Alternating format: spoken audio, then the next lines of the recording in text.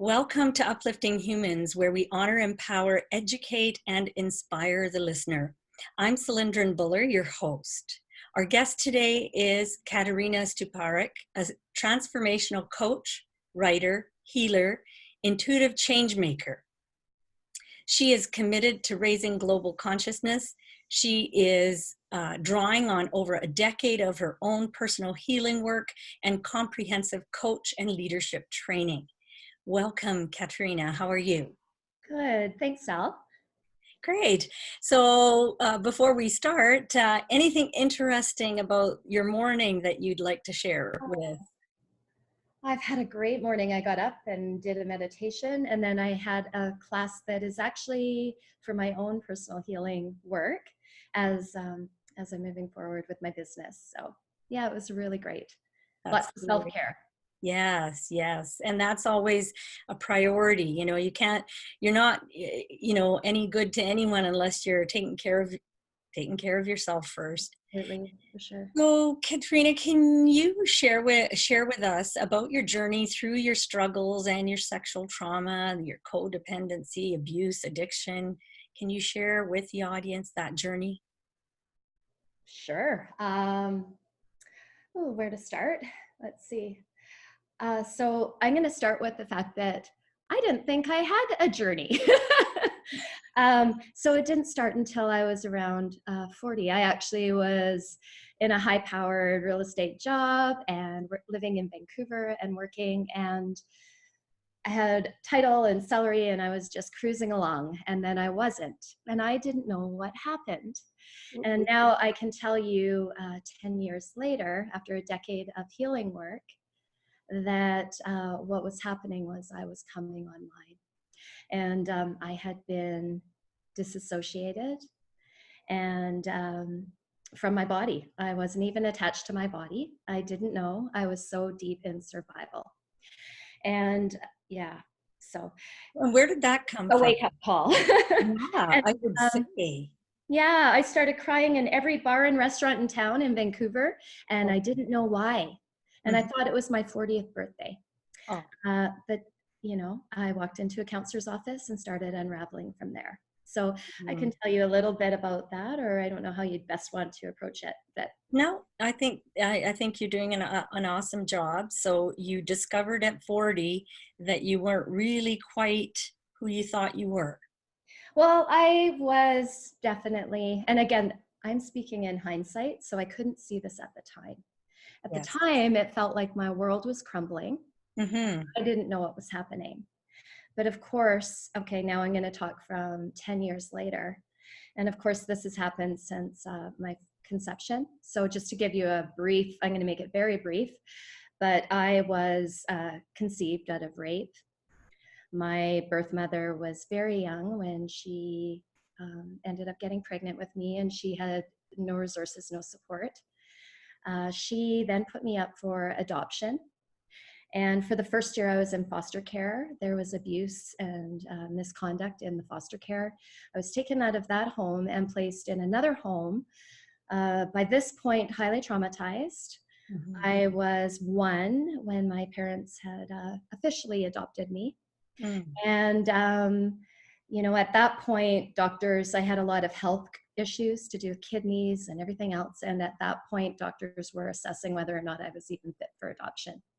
Oh my. So they determined I was. There was a doctor's note in the adoption file that I later got when I was in my 40s that chronicled the abuse and misuse in the foster care, and that said I just needed a very patient, loving family.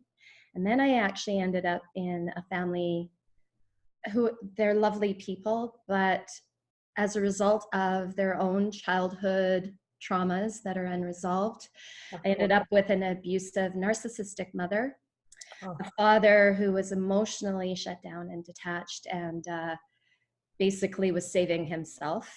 And I found myself all alone. So I went from this, I made it through that first part. I can go back to baby pictures, and when I landed, I was elated.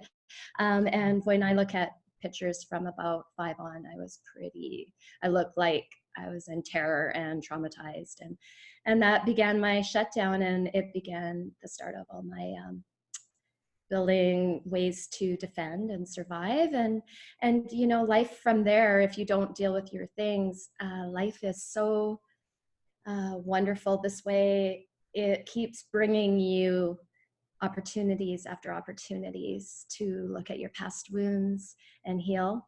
But that means circumstance after circumstance that reflects, you know, every boyfriend was the narcissist, my mom in disguise, every boss, all of it was coming in different forms, but Yes. underneath was the same theme and content.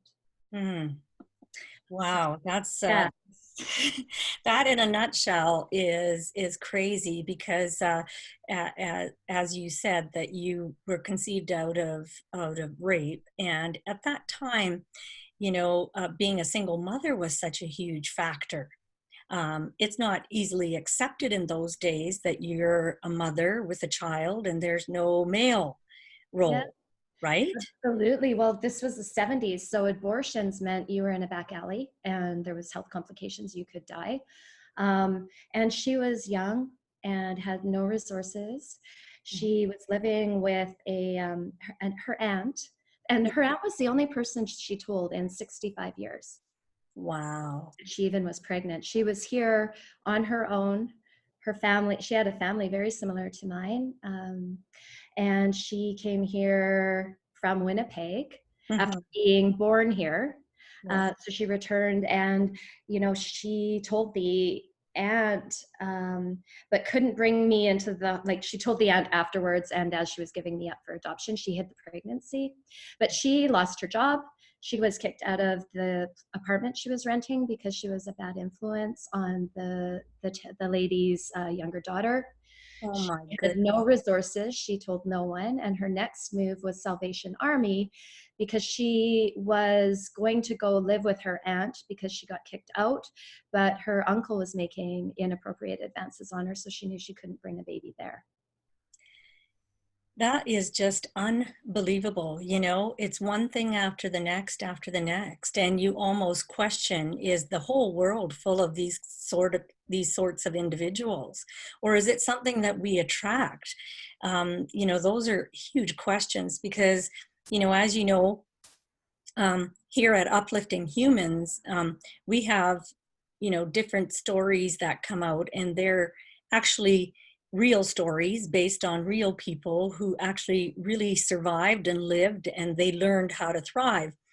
But the more that I hear and the more that I interview, it becomes very, very questionable as to how many people that are walking on the streets today have actually had a proper or somewhat normal upbringing without any sort of trauma or issue. It's the sad reality of what we're facing now. Katrina, as you grew up, were you told that you were adopted? At what point did you learn that you were adopted? Yes. So I learned, my mom told me at 5. There was no way I could understand it. And Yeah. after that, it was taboo. We never spoke about it. The next time it was brought up was when I was 22, and I was getting on a plane with her Mm-hmm. to go to my sister's wedding. And she accused me of finding my birth mom behind their back. And of course, I hadn't, because I was so fearful. I thought that it would make me the most horrible daughter ever. It's funny what happens with the mind, and I could speak a bit, sorry. I That's could speak to that. I'm just gonna turn, I had everything turned off except for my alarm. Of course, we moved this call up, and so my alarm for our 1 o'clock just happened. that's okay. That's all good. It's all good. Okay, so what was I saying? Okay, so at 22, she kind of accused me on a plane that I had found her. And I hadn't, because I was frightened too. And then at 40, shortly after I was crying in every bar and restaurant in town, I ended up having a cancer scare. And that's actually what prompted me to look into my adoption. And at that time, I asked my mom, it was very scary for me to ask, but I asked if they knew anything about my birth Mm-hmm. or because the doctors were all asking me for medical history. Mhm. And she kind of said, no. And she couldn't even say birth mom. She was like, you're going to have to, ask that person, and maybe you can look on the computer. All I can tell you is that we took a baby that nobody wanted. Oh my goodness. My And goodness. so that was the permission I needed. And I just went Oh, from there, because of course I wasn't very healthy at that stage. And I have a very different understanding of it now. Kat, for myself, having known you for a number of years, I mean, you're probably one of the most kind-hearted, giving individuals, and not in a million years would I have ever thought that you had gone through the stuff that you had gone through. And, it's interesting that you say that you were 40 and, you were afraid to ask. At what point in your life, as a grown woman, as an adult, talk about conditioning. Here you are 40 and you're still afraid of this, I'm just going to say 60 plus year old adoptive mother, that you're so full of fear. You said it, Sal, and that's what's key. And that's what I see every day in my clients. And that's what goes back to your first comment about, what's going on. I see this all around the society, and I have some thoughts on that. Yeah, well, share with us. Okay. Share with us that, because I know you believe strongly in the power of ancestral healing. I know that that you feel that we have to face our shadows, starting with the inner child wounds. Can you just, jump right in, Okay. Yes. So now, obviously, some of the guests you've had and my story are the extreme end. You don't have to go through abuse. You don't have to go through these things.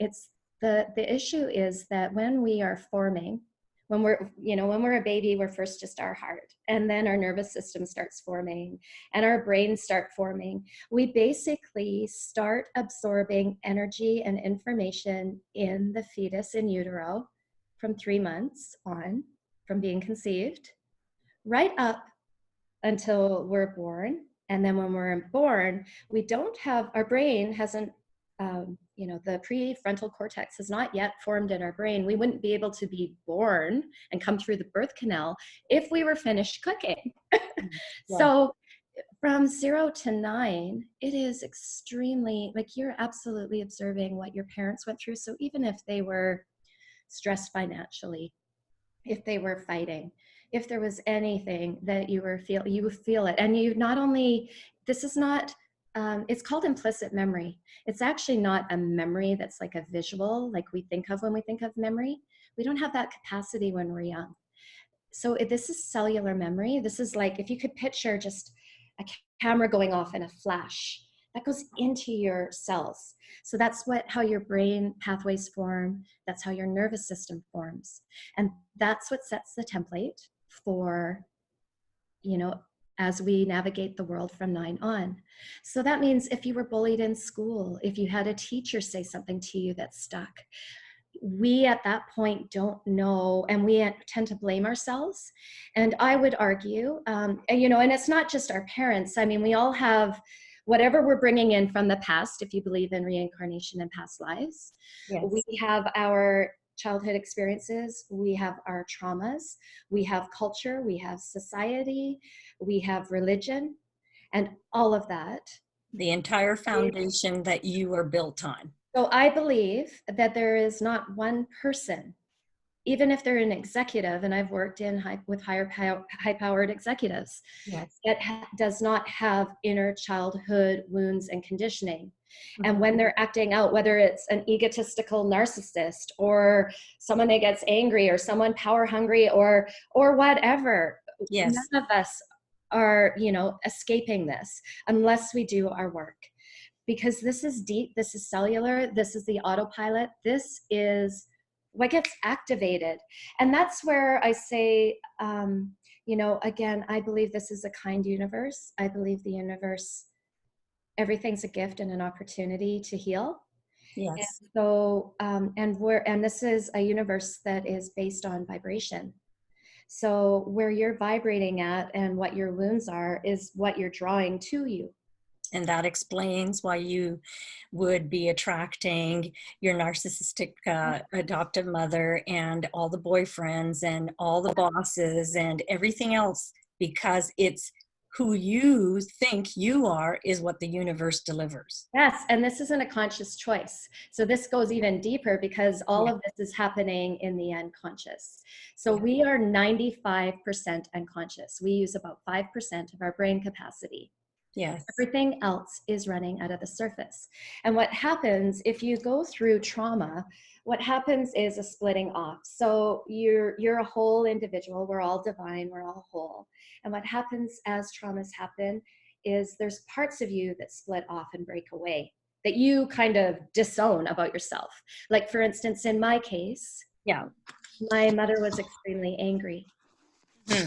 Never wanted to be like my mother. And so I Yeah. disowned my anger and cast it away and promised and vowed myself, somewhere inside myself said I was never going to be like that. Hmm. And that's now something that's in the shadows. And of course, everything about life is trying to bring us back whole. So that when you hear people talk about shadow work and healing work, it's bringing those pieces up, because what's there that protected you is what stays, and what was vulnerable and that was subject to bringing you problems is what goes away. And so shadow work is about pulling up what's in the shadow and integrating and becoming whole again. And as you do that, you're creating more space for your natural light and soul light to come in. And you're able to move past these things because they're trying to get your attention. We actually are supposed to access anger because everything is in polarity. If I don't have access to my anger, I can't be assertive. That's right. But what happens is this is all in the unconscious, and we have a lot of ways in society to numb out. People eat, they shop, they drink, they watch TV, they work, they play video games, whatever it is. These are all forms of addiction. And of course, codependency is also an addiction. Hmm. Just the relationships that need that, for me, I was suffering from the abandonment rejection. Hmm. So why I was still terrified of a mother at 40 was that what was on program that I didn't know, because I was operating in about this much of my body. What was operating was this fear that if I, being me meant I'd get beat or disciplined or, you know, I couldn't show up as me. And so that, that was scary. And it actually was triggering abandonment, that I don't want them to go away, and rejection. I needed to do whatever, I needed to be that good girl. I needed to do whatever I could to make them love me, because I still felt unlovable, though I didn't know felt unlovable. Right, right. And so you were at a place where you did whatever you needed to in order for you to survive, in order for you to become that person that you felt that would be acknowledged worthy of living. Because after all, you didn't know your birth mom. Now, And at what I point? wasn't aware of any of it. I didn't know. I was really busy with my job. Yeah. I was And really busy with so, making money, and I felt like I had a great life. well, of course, because when you've got a title and when you've got money coming in and you look fabulous, and who's gonna know if you're actually broken on the inside? Not only that, but our society rewards that. By Yes, all measures of society, I was a success. I had it all. of course, all on the outside. But Yes. you go on the inside and you speak to Katerina on the inside and you say, "How are you today?" Right? Yes. And And then I did not know how to. So that is self-love, and that is key. Everything's about love, harmony, and balance, I believe. Otherwise, we're all trapped in these mental prisons. And, I have a teacher that talks a lot about this, about people clinging onto these bars, and they don't realize that there's not even, the door is open, there's not even a guard, but like people cling. And I see it with my clients all the time. That's why it really resonated when he said that. And of course I was that way. I had to learn, I had to kind of pull this stuff all apart and do my work. And I use countless ways to do that. But then I needed to figure out how to love myself. Mm-hmm. And I always talk about What do you say? that. What do you say, Katerina, about to people that are sitting there listening to this and they can't remember their childhood, or they, they don't even have any ancestral relations? Like, for instance, I mean, I didn't know my grandmother or grandfather on either side. And in order for you, I know as a counselor, you're saying that you have to I'm heal. not a counselor. I don't have a counseling degree. I'm doing coaching. I've Coaching. done my own personal counseling, but Right. just so that Right. don't think Okay. I'm a counselor. Perfect. Yeah. Yeah. So, what do you have to, what do you have to say to the individuals that can't remember their childhood? Um, Like they have no recollection of being. so that is so that right now they're blocked. They're blocked, and so there's not one answer to that. But we're living in a day and age where there is a lot of resources. Um, I think that for traumatic events, obviously someone would want to see a professional, Mm-hmm. a counselor or a psychologist um, at the beginning to work through the trauma stuff. Life coaches are very good because you need to work on some of that trauma work. I mean, this is all, I'm talking more from a 3D perspective. This is all healing work. I don't know if you want me to get into 5D because I think things are shifting and changing as well. Though this is new territory for us. So I'm not sure how much to speak to that. So But let's just get basically you to there's just reflect. Yeah, reflect to the I'm your client, and I come up to you and I say, Katrina, I want to work with you, but I don't remember a thing about my childhood. so I have several exercises that I would do with them that would, from meditation to reading to just the work we do. We actually wouldn't even start on their, I actually don't, I'm talking to you as a professional. Uh, uh, I would never talk about this stuff this way with clients. All we need to worry about is us. I actually simplify it. I just look at what's happening with their day to day, and we just go back to one question. We make it really simple. And are they choosing from love, or are they choosing from fear? And once we know that they're choosing from fear, we just start diving into what's coming up in those fears. And we start looking at things and start seeing what it's revealing. Or we look at how they're interacting with friends, family. And that gives us a lot of clues in terms of patterns. You actually don't need to know the other stuff. We need to work on us, our own feelings of self-love, self-worth, radical acceptance, and what are blocking and getting in the way. Now, as they start, working through that stuff and developing, starting to see patterns, we start seeing some of the limiting beliefs because those provide clues. Yes. As we're making space and as we're doing this healing work, Yes. things start opening up because really what's happening for them is blocks. Now, when I talk about ancestral healing, I'm talking about taking things to even a deeper level where you're now like working on things for good and you're actually looking at what's coming through ancestral lines. And there are spiritual courses and teachings, different ways of getting there. So in other words, the child who doesn't remember their childhood or doesn't remember their relations with their ancestors still can get the help. You don't need to. There's many avenues. This is just about energy, and we start with what's presenting in your life, because Yeah. stuff, like we just said, what you're attracting in your life, it doesn't matter what it is. It's not the content. It's also not the stories. I sometimes sometimes my clients get frustrated because I'll cut them on their story, but it's actually not because I don't care. It's because the content, I mean, if we've lived past lives as well, Yes. the stories are always different. The players are always different. It's the themes that we're after. Right. And so when we can look at the patterns and themes and what's being presented in terms of who they're attracting, Mm-hmm. and what is that mirroring, And then we kind of just look at, where have you felt like this before? And we try and go back as far as we can to see where they felt that before, to their earliest memory. Mm-hmm. And, as we do this work and as that trust and rapport builds, people do tend to start remembering things, or they'll remember something a teacher said, or they'll look at what was their very first memory.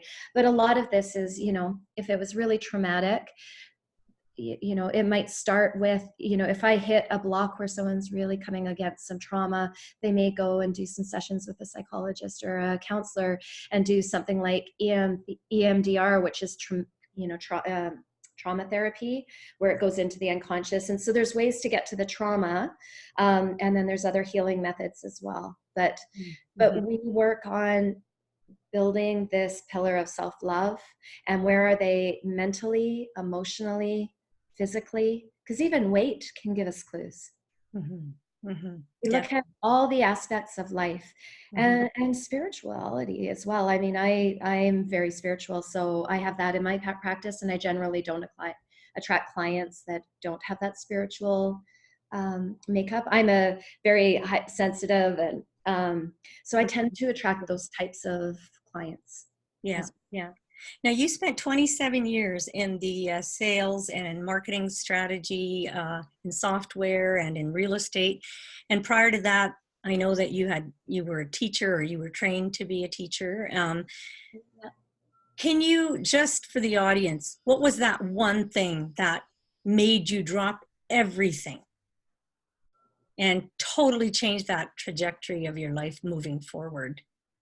Okay, so I would say there's no one thing. I knew obviously that there was something wrong, Okay. but I was trying my best. I was the internal optimist, and I'd just bounce back again. But the pivotal moments were turning 40 and crying and not wondering what that was, and getting curious and walking into a counselor's office. That's when my journey began, in around 2007.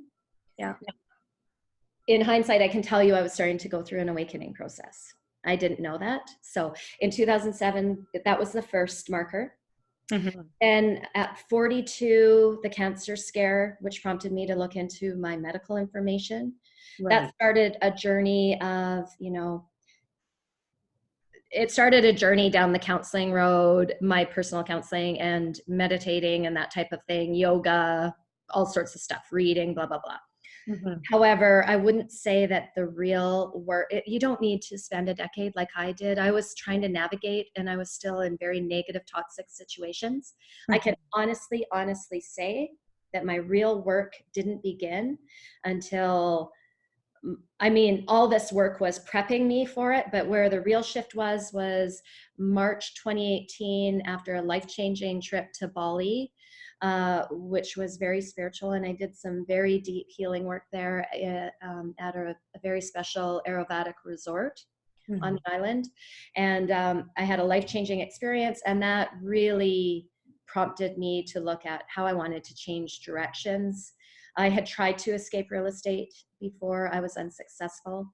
I was still up to all my old tricks of, I was still fighting perfectionism and approval seeking, and I was still sitting at the office till 2 a.m. sometimes during launch events, and Oh, wow. I was still a mess. But my real game changer was when I started looking at, really leaving that toxic place and making the space for my healing.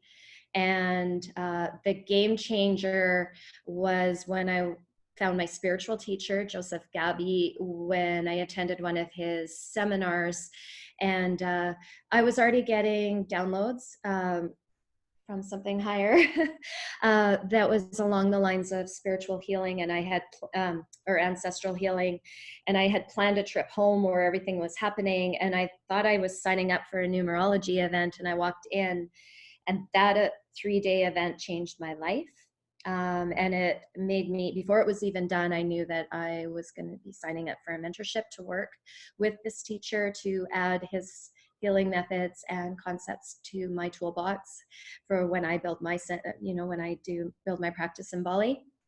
And Yeah, it changed everything for me, because it was when I really truly could look back on my life and truly understand what was coming down my ancestral lines and truly understand my soul contract. So now I'm going to ask you a couple of questions as the individual that's sitting there listening to this and not comprehending. What does download mean? I don't. It's just like when you get a file off the internet and something comes down and comes into your computer, and now you can save it into your file. It's like, or I'll call it maybe an aha moment, but actually, it never came from inside me. It came, Through again, you. I'm very spiritual. And I believe, you often hear people that write stories or compose music or write lyrics to a song or do art. They often talk about creative inspiration coming through them. So I would say it's when a higher power or some type of thing comes through from whatever you believe, it comes through and in, and you knew it was out from outside yourself, but it resonates so deeply as truth, and it So changes that everything. so that's the download. Now we're going to just quickly change the mode of the conversation here, because I know that you and I just are so passionate about speaking of these times. Know that and I know that there's plenty of people that are listening to this interview and they're wondering, because I had cut you off earlier when you were about like, I don't know if we're going to go down this 3D, 5D thing. So Yeah. I'm going to give you the opportunity to explain to the listener out there your understanding of 3D versus 5D. Okay. So, and I have to say that my understanding is from from all my research, all my reading, from studying people like Carolyn Mays, working with Joseph, all these places coming in, as well as my own downloads and what's coming through me and what I'm seeing with my clients across from me and what I see when I look at astrology, because I'm self-teaching myself astrology right now.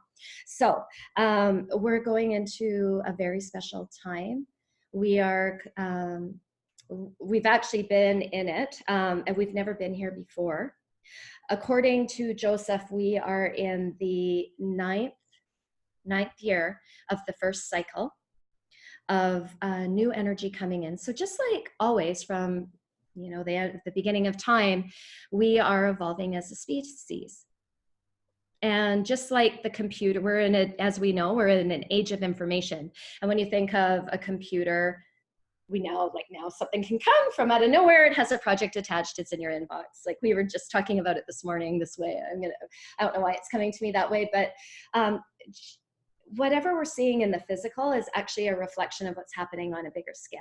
And so everything is energy, and the energy is changing. We are going from the Piscean age into the age of Aquarius. And right now, it's not hitting the main population. It's mostly hitting people who will be the healers, the teachers. We're going through it first, through our own healing and through our own navigating it so that we can be ready for when it hits the population. But we're evolving as a species, and we're evolving because we need to. It's ascension. It is, as we know, we are if we look around, 5D really started happening in January. And so if you've been feeling crazy energy since January, you're not alone. And numerology matches this, astrology matches it, science matches it, and then if you turn on the news, it matches it. So all of a sudden we're seeing what's happening in Iran, we're seeing planes coming down, we're seeing fires in Australia, we're seeing earthquakes, volcanoes, Mexit, Brexit, like, Yes. go on and on and on, but I won't. But anything basically that is not aligned with this new energy that's coming in needs to go.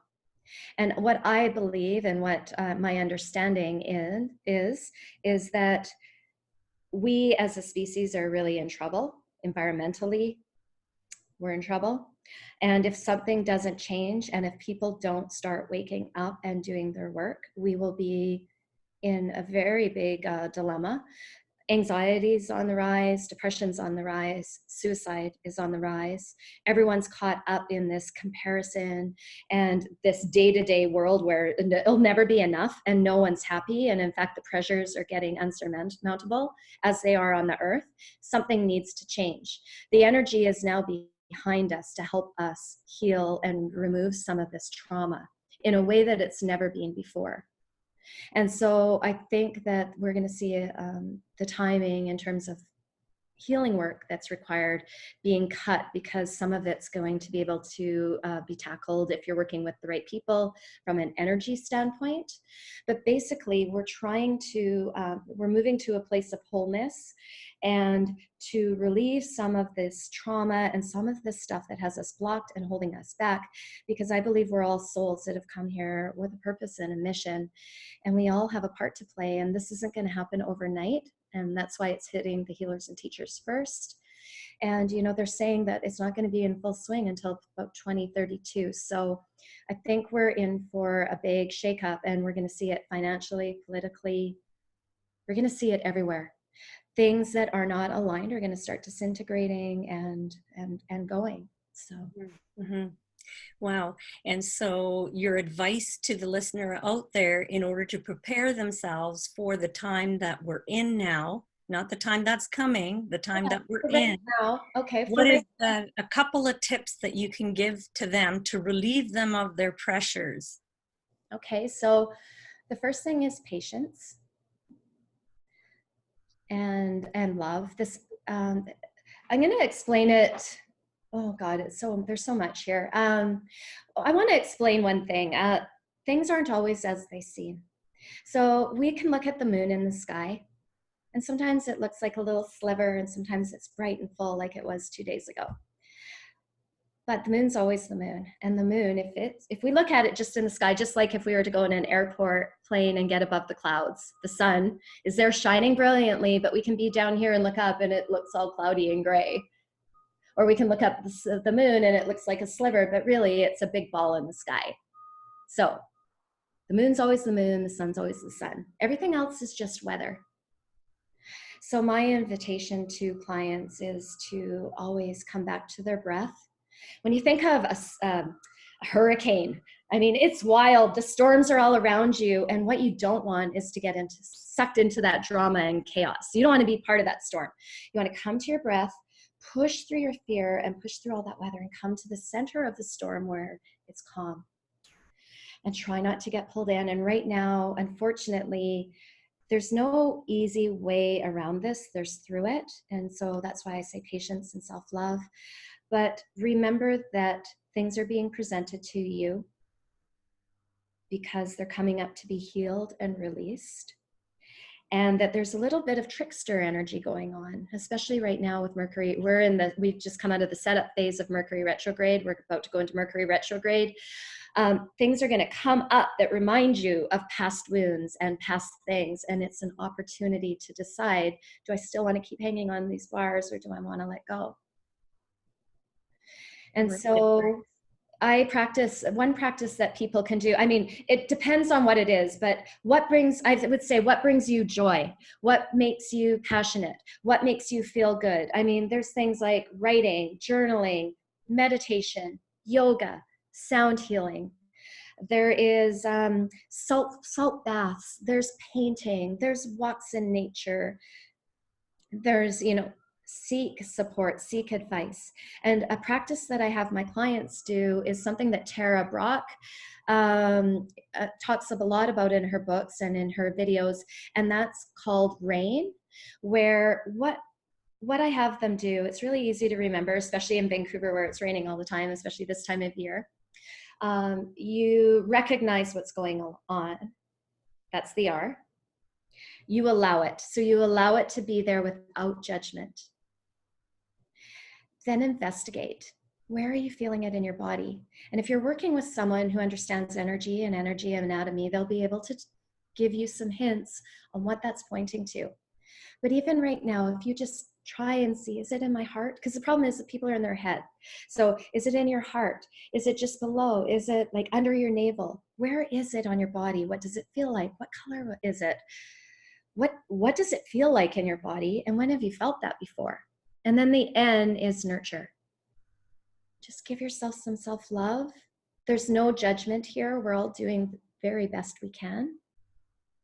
And try not to fight it. The resistance is going to come up. It's here to make us stronger.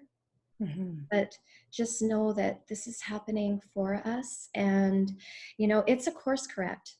If we're going down the wrong path, there is something called chaos cycles that comes in. It's the tower. If you follow tarot, it's the tower moment. Right. It never happens as a bad thing. It's always for you. But the premise is to shake it up. It's like that earthquake, the fault line. Right. Right. But it's only going to come to take away things that have you blocked or have you going down the wrong road.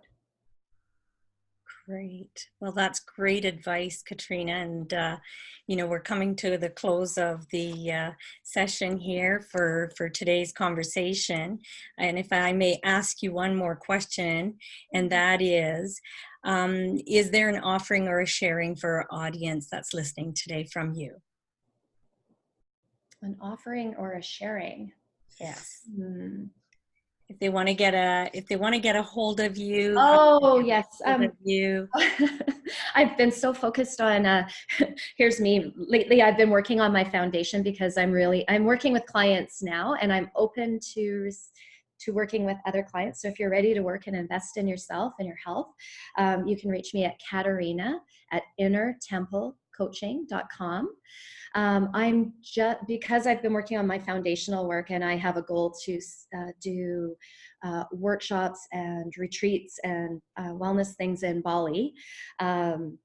I have been really focusing on my foundational work, but what's coming this spring will be my website, my podcast, all of my marketing. But if you want to get in touch right away, I am working with clients right now, and right now it's mostly through word of mouth, but soon you'll see me on social media and other places. And I also actually participated, if you want to hear more about my story, I just did a collaboration with 11 other women. This one's very good because I know you have a lot of mothers and you're talking to a lot of feminine, right? This is about mother-daughter roots and different stories, and mine is one of them, but I think that would be something to check out. You can get it on Amazon, Family Tree. And yeah, soon I'll have more offerings and workshops and courses and that type of thing. Or if you want to work one-on-one, Katerina at innertemplecoaching.com. and my cell, I can give. Yes, 100%. Cell is 778-991-2589. That's great. Well, thank you so much for joining us. And until next time, I'm Cylindrin Buller, your host from Uplifting Humans, where we engage the world with real stories and expert advice. Please join us to hear other conversations on Apple Podcasts, and don't forget to rate us. And our website, of course, is www.upliftinghumans.com. Thank you so much for spending some time with us. Thank you, Sal. Okay. Everyone.